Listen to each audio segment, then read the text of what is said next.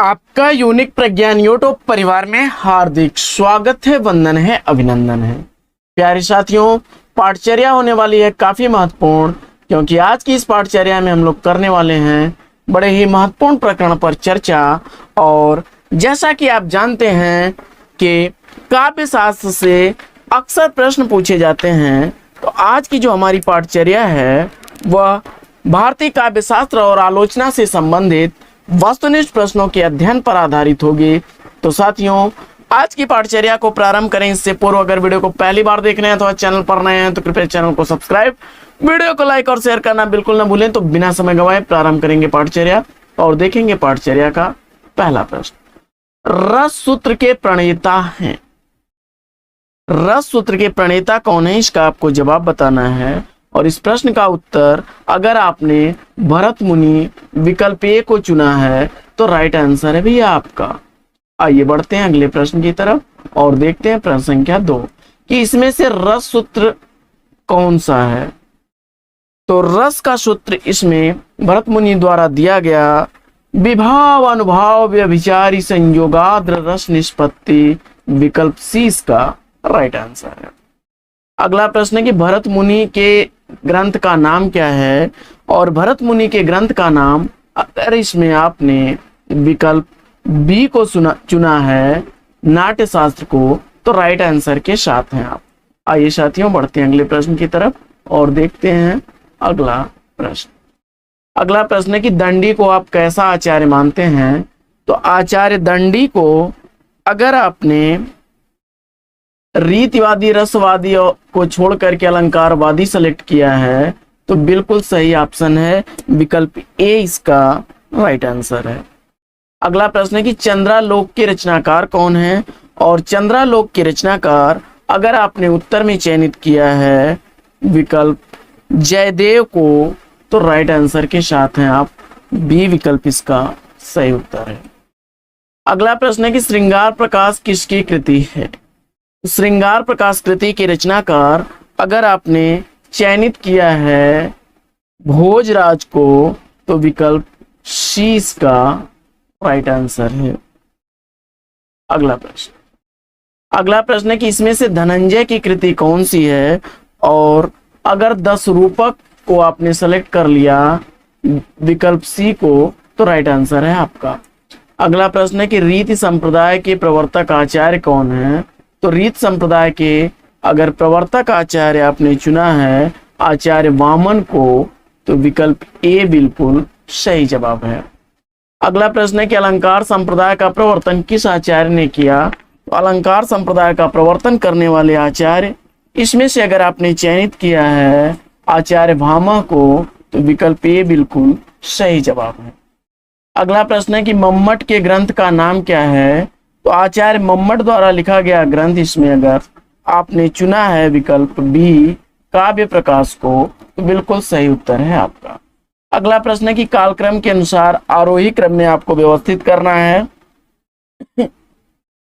इसमें कालक्रम के अनुसार अगर आपने भरत मुनि भामा दंडी और मम्मट विकल्प बी को चुना, तो राइट आंसर के साथ है। अगला प्रश्न है कि इनमें से कौन रसवादी आचार्य हैं, इसका आपको जवाब बताना है। और रसवादी आचार्य के रूप में आपने चुन लिया है भरत मुनि को, तो विकल्प ए बिल्कुल सही जवाब है। अगला प्रश्न है कि इनमें से रस निष्पत्ति के व्याख्याता आचार्य कौन नहीं है। तो रस निष्पत्ति की व्याख्या करने वाले कौन आचार्य इसमें नहीं है, इसका आपको जवाब बताना है।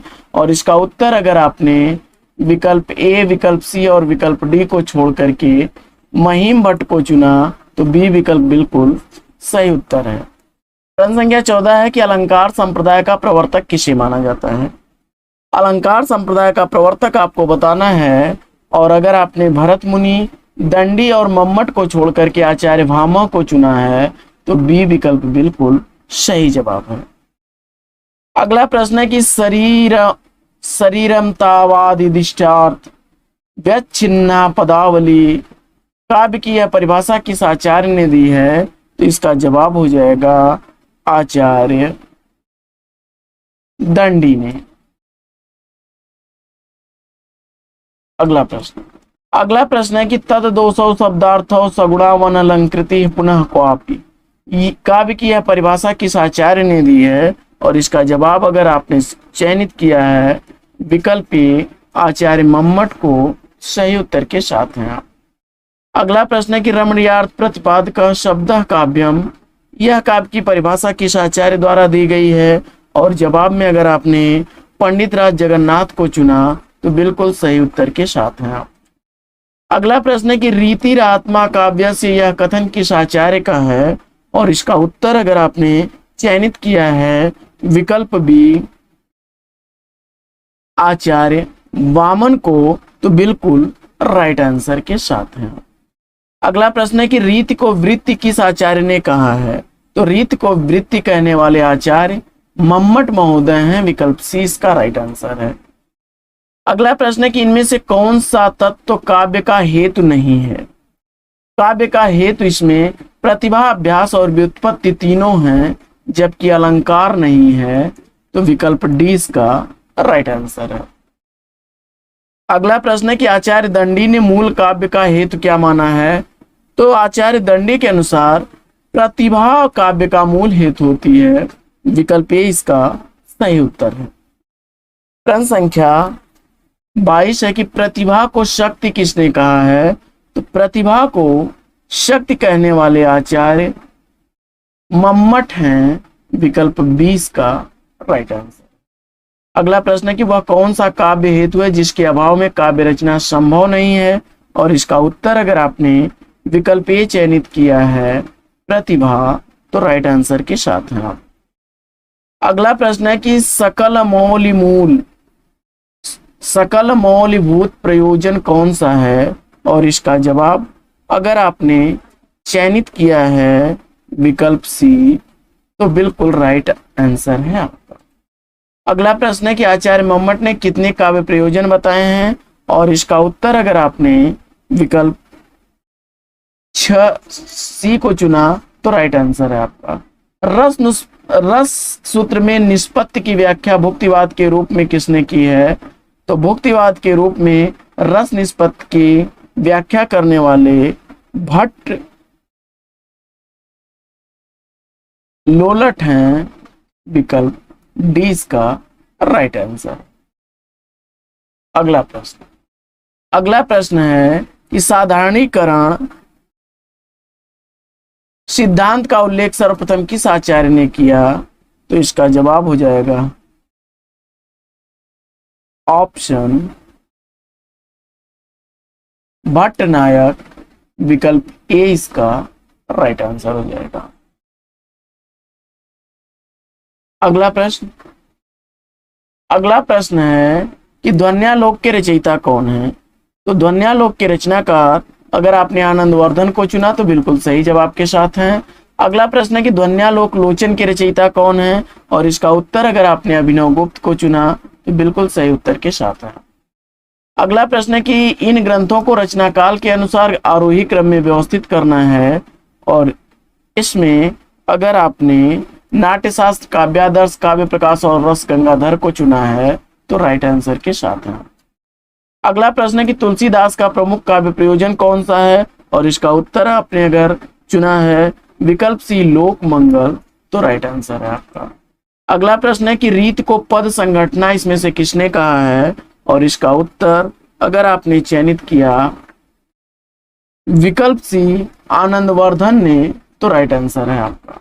अगला प्रश्न है कि रस ध्वनि को काव्य की आत्मा किसने माना है, और जवाब में अगर आपने अभिनव गुप्त को चुना तो राइट आंसर के साथ हैं आप, विकल्प सी इसका सही जवाब है।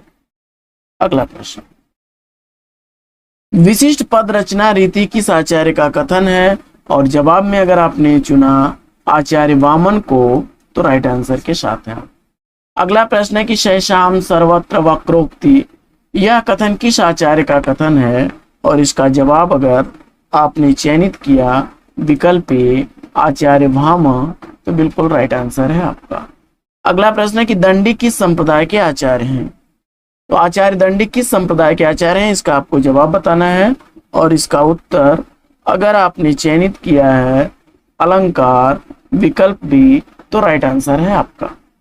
अगला प्रश्न है कि आचार्य जयदेव किस संप्रदाय के समर्थक आचार्य हैं, विकल्प आपके सम्मुख हैं, इसमें से सही विकल्प आपको चयन करना है। और विकल्प अगर आपने चयनित कर लिया अलंकार विकल्प डी, तो राइट आंसर के साथ हैं आप। अगला प्रश्न है कि काव्यस्यात्मा ध्वनि रीति किस आचार्य का कथन है?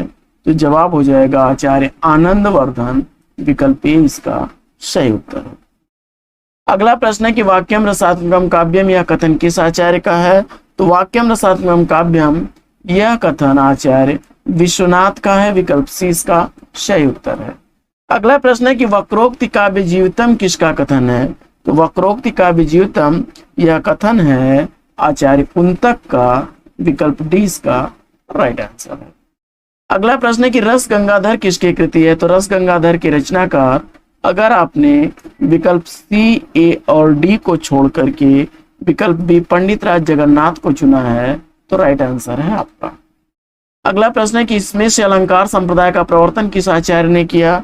इसमें अलंकार संप्रदाय का प्रवर्तन करने वाले अगर आचार्य आपने चयनित किया है भामह को, तो बी विकल्प बिल्कुल सही जवाब। अगला प्रश्न है कि आचार्य विश्वनाथ के ग्रंथ का नाम इसमें क्या है? और अगर आपने उत्तर में साहित्य दर्पण चुना, विकल्प ए को सही उत्तर के साथ हैं आप। अगला प्रश्न है कि वक्रोक्ति संप्रदाय के प्रवर्तक आचार्य कौन है? तो वक्रोक्ति संप्रदाय के प्रवर्तक आचार्य के रूप में आपने चुना है अगर विकल्प सी को, कुंतक को, तो राइट आंसर है आपका। अगला प्रश्न है कि मधुवती भूमिका का उल्लेख किस आलोचक ने साधारणीकरण की व्याख्या करते समय किया है? तो उत्तर हो जाएगा श्याम सुंदर दास ने, बी विकल्प इसका सही उत्तर है। अगला प्रश्न है कि उत्तम कोट की रसानुभूति में सामाजिक का तादात्म्य होता है, यह कथन किसका है? तो जवाब हो जाएगा वह आश्रय के साथ होता है, विकल्प ए इसका राइट आंसर है। अगला प्रश्न है कि नाट्य शास्त्र को क्या संज्ञा दी गई है? नाट्य शास्त्र को भरत मुनि द्वारा लिखा गया यह ग्रंथ पंचम वेद की संज्ञा के नाम से भी जाना जाता है। अगला प्रश्न है कि रस का क्या अर्थ है? तो रस का अर्थ होता है स्वाद, विकल्प ए इसका राइट आंसर है। अगला प्रश्न है कि रस रूप में परिणत क्या होते हैं? तो रस रूप में जो विभाव होते हैं वही, क्षमा करें, रस रूप में जो अस्थाई भाव होते हैं वह विभाव, अनुभव और संचारी भावों के योग से रस के रूप में परिणित हो जाते हैं, विकल्प ए इसका राइट आंसर है। और अगला प्रश्न है कि अस्थाई भावों की संख्या कितनी है? तो अगर आपने उत्तर में अस्थाई भावों की संख्या चयनित कर लिया 9, तो बिल्कुल राइट आंसर है आपका। अभिधान प्रकार विशेष एवं च अलंकार किस कवि का कथन है? इसका आपको जवाब बताना है। और इस प्रश्न का उत्तर अगर आपने आचार्य रुद्रट महोदय को चुना, तो बी विकल्प बिल्कुल सही जवाब है। अगला प्रश्न है कि आचार्य कुंतक ने रीति को क्या नाम दिया? तो आचार्य कुंतक के अनुसार रीति को क्या नाम दिया गया, इसका आपको जवाब बताना है। और इसका उत्तर अगर आपने चयनित कर लिया विकल्प बी मार्ग, तो राइट आंसर है आपका। अगला प्रश्न है कि वीर रस प्रधान रचना में होता है। तो वीर रस जो है प्रधान रचना, वीर रस में जो प्रधान रचना होती है वह ओज गुण में होती है, विकल्प ए इसका राइट आंसर है। प्रश्न संख्या 54 है कि पांचाली रीति को मम्मट ने क्या कहा है? तो पांचाली रीति को मम्मट ने उपनागरिका वृत्ति कहा है, विकल्प ए इसका सही उत्तर है। अगला प्रश्न है कि आचार्य आनंदवर्धन ने काव्य के कितने भेद किए हैं? तो आचार्य आनंदवर्धन के अनुसार काव्य के भेदों की संख्या जो है वह 3 है, विकल्प ए इसका राइट आंसर। अगला प्रश्न है कि रस निष्पत्ति के संबंध में साधारणीकरण की स्थापना सर्वप्रथम किस आचार्य ने की थी? इसका आपको जवाब बताना है। और इस प्रश्न का उत्तर अगर आपने रामचंद्र शुक्ल, अभिनव गुप्त और डॉक्टर नगेंद्र को छोड़ करके भट्टनायक को चुना है, विकल्प बी को, तो बिल्कुल सही उत्तर के साथ हैं आप। प्रश्न संख्या 57 है कि इनमें से व्युत्पत्ति नामक काव्य हेतु का अर्थ क्या है? और इस प्रश्न का उत्तर अगर आपने सेलेक्ट किया है शास्त्र ज्ञान, निपुणता और पांडित्य सभी को, तो बिल्कुल सही जवाब है आपका डी विकल्प। अगला प्रश्न है कि चित्र तुरंग न्याय का उल्लेख किस आचार्य ने किया है, और इसका जवाब अगर आपने आचार्य शंकुक चुना है तो बिल्कुल सही जवाब के साथ हैं। अगला प्रश्न है कि केशव दास को आप किस वर्ग में रखेंगे, यानी केशव दास जो हैं वो अलंकारवादी कवि हैं, रीतिवादी हैं, ध्वनिवादी हैं या रसवादी हैं। तो इसका उत्तर अगर आपने अलंकारवादी चुना है विकल्प ए को, तो राइट आंसर है।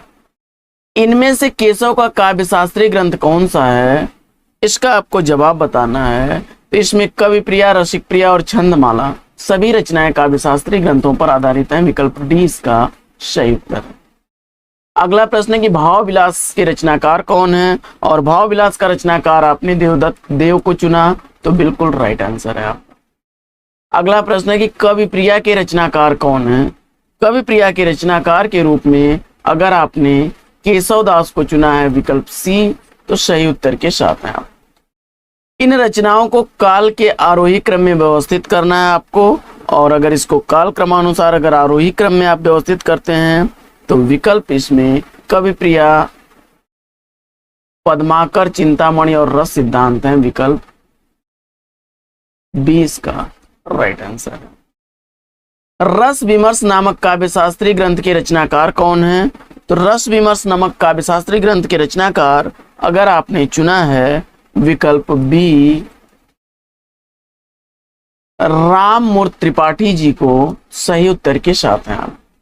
अगला प्रश्न है कि रस कलश किस हिंदी कवि का लिखा गया काव्य शास्त्रीय ग्रंथ है, तो रस कलश के रचनाकार अगर आपने चयनित किया है विकल्प ए, अयोध्या सिंह उपाध्याय हरिऔध को, सही उत्तर के साथ हैं। अगला प्रश्न है कि साधारणीकरण की तुलना में मधुवती भूमिका में पहुंचे चित्त की निवृत्ति दशा में किसने की है, तो निर्विद तर्क दशा में उल्लेख करने वाले हैं बाबू श्याम सुंदर दास। विकल्प 20 का सही। अगला प्रश्न है कि रसराज नामक रीतकालीन लक्षण ग्रंथ के लेखक कौन है, तो रसराज के रचनाकार अगर आपने मतीराम को चुना तो सी विकल्प बिल्कुल सही उत्तर है आपका। अगला प्रश्न है कि ग्वाल कवि का काव्य शास्त्रीय ग्रंथ कौन सा है, तो ग्वाल कवि का काव्य शास्त्रीय ग्रंथ अगर आपने विकल्प ए रसिकानंद चुना है तो सही उत्तर के साथ हैं आप। अगला प्रश्न है कि सूर सागर किस ग्रंथ में रीति विवेचन है, तो इसका राइट आंसर हो जाएगा विकल्प साहित्य लहरी, सी इसका राइट आंसर हो जाएगा। अगला प्रश्न है कि सिद्धांत और अध्ययन पुस्तक के रचनाकार कौन है, और उत्तर अगर आपने इसका चुना है बाबू गुलाब राय को, तो राइट आंसर के साथ हैं आप। आइए साथियों बढ़ते हैं अगले प्रश्न की तरफ और देखते हैं प्रश्न संख्या 71। इनमें से कौन सा हेतु काव्य का तत्व नहीं है, इसका आपको जवाब बताना है। तो अगर आपने विकल्प इसमें सी चुना, शिवेतर छैते सी, तो राइट आंसर है आपका। अलंकार को काव्य का अनिवार्य तत्व नहीं जाना है किसने, तो अलंकार को काव्य का अनिवार्य तत्व न मानने वाले आचार्य मम्मट हैं। विकल्प इसका राइट आंसर है। अगला प्रश्न है कि सौष्ठववादी आलोचक कौन है। सौष्ठववादी आलोचक के रूप में आपके हैं नंद दुलारे वाजपेयी जी। बी विकल्प इसका सही उत्तर है। अगला प्रश्न है कि दूसरी परंपरा की खोज नामक आलोचनात्मक कृति के लेखक कौन है, और उत्तर में अगर आपने नामवर सिंह को चुना डॉक्टर, तो राइट आंसर के साथ है। प्रश्न संख्या 75 है कि वीर रस का स्थायी भाव क्या है, और वीर रस का स्थायी भाव अगर आपने चयनित कर लिया है विकल्प सी उत्साह को, तो सही उत्तर के साथ है।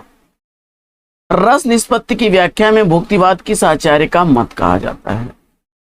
रस निष्पत्ति की व्याख्या में अगर भुक्तिवाद का मत जो है वह किस आचार्य का है, तो भट्टनायक अगर आपने सेलेक्ट किया तो बिल्कुल राइट आंसर है। आचार्य रामचंद्र शुक्ल ने आचार्य रामचंद्र शुक्ल किस प्रकार के आलोचक हैं, तो आचार्य शुक्ल जी मुख्य रूप से रसवादी आलोचक हैं। विकल्प 20 का राइट आंसर है। हृदय की इसी मुक्ति साधना के लिए मनुष्य की वाणी जो शब्द विधान करती है उसे कविता कहते हैं, या परिभाषा किसकी है? हृदय की इसी मुक्ति साधना के लिए मनुष्य की वाणी जो शब्द विधान करती है उसे कविता कहते हैं, यह कहने वाले हैं आचार्य रामचंद्र शुक्ल। विकल्प ए इसका राइट आंसर है। अगला प्रश्न है कि इनमें से प्रगतिवादी समीक्षक कौन है? तो इसमें प्रगतिवादी समीक्षक के रूप में कौन है, इसका आपको जवाब बताना है। और इसका उत्तर अगर आपने चयनित कर लिया विकल्प शिवदान सिंह चौहान, नामवर सिंह और रामविलास शर्मा, तीनों लोगों को डी विकल्प के साथ अगर आप गए तो राइट आंसर है आपका। अगला प्रश्न है कि आचार्य महावीर प्रसाद द्विवेदी और हिंदी नवजागरण किसकी आलोचनात्मक कृति है? तो आचार्य महावीर प्रसाद द्विवेदी और हिंदी नवजागरण आलोचनात्मक कृति के लेखक रामविलास शर्मा हैं। विकल्प सी इसका सही उत्तर है।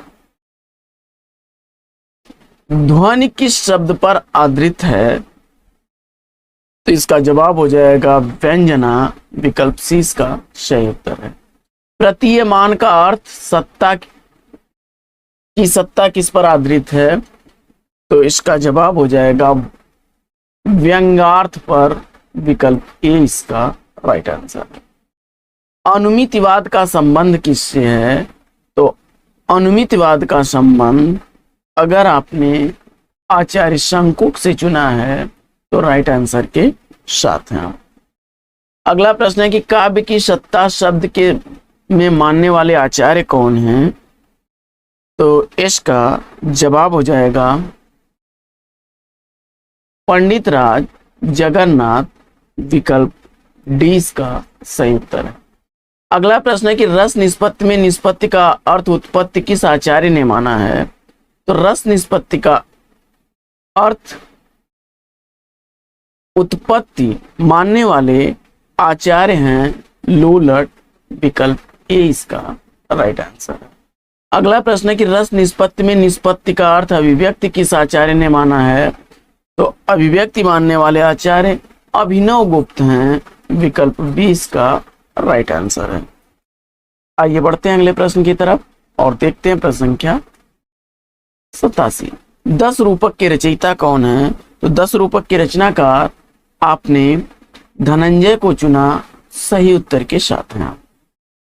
आलोचन का अर्थ क्या होता है?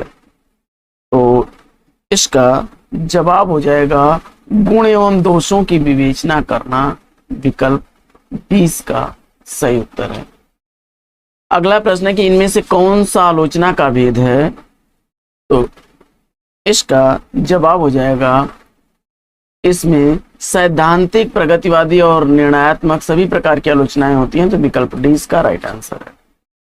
अगला प्रश्न है कि मुक्तक काव्य ऐसा चुना हुआ गुलदस्ता है जिसके प्रत्येक छंद में रसावर्षण की क्षमता होती है, यह कथन किसका है? तो जवाब हो जाएगा आचार्य रामचंद्र शुक्ल का। अगला प्रश्न है कि स्वांतः सुखाय को किसने काव्य प्रयोजन स्वीकार किया है? तो जवाब हो जाएगा तुलसीदास ने। अगला प्रश्न है कि लोक मंगल को काव्य प्रयोजन मानने वाले कवि कौन हैं? तो जवाब हो जाएगा आचार्य तुलसीदास। व्यक्ति विवेक की रचना किस आचार्य ने की है? तो जवाब हो जाएगा महिम भट्ट ने। अगला प्रश्न है कि आचार्य आनंदवर्धन ने किस लक्षणा ग्रंथ की रचना की है? तो लक्षण ग्रंथ आचार्य आनंदवर्धन द्वारा जो लिखा गया है वह है ध्वन्यालोक। विकल्प ए इसका राइट आंसर है। अगला प्रश्न है कि इनमें से वक्रोक्त संप्रदाय के प्रवर्तक कौन हैं? और वक्रोक्त संप्रदाय का प्रवर्तक आपने आचार्य कुंतक को चुना। सही उत्तर के साथ है। अगला प्रश्न है कि साधारणीकरण सिद्धांत के जन्मदाता कौन है? तो साधारणीकरण सिद्धांत के जन्मदाता हैं भट्ट नायक। विकल्प सी इसका राइट आंसर है। संचारी भावों की संख्या कितनी मानी जाती है? तो सामान्यतः संचारी भावों की संख्या 33 मानी जाती है। इनमें से कौन सा सात्विक अनुभव नहीं है? और इसका उत्तर अगर आपने चयनित कर लिया विकल्प ए को तो राइट आंसर है। अगला प्रश्न है कि काव्यादर्श के रचयिता आचार्य कौन है? तो काव्यादर्श लिखने वाले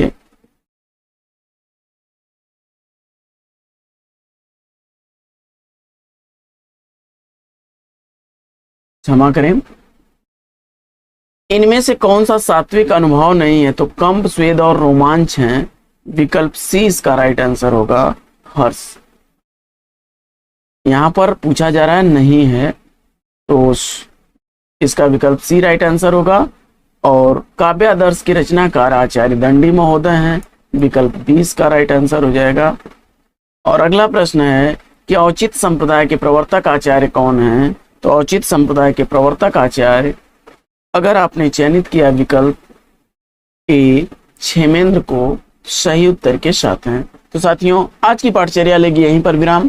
फिर मिलेंगे आपसे अगले वीडियो में एक नए प्रकरण, एक नए टॉपिक, एक नए अंदाज में। तब तक के लिए best wishes, best of luck. Jai Hind साथियों।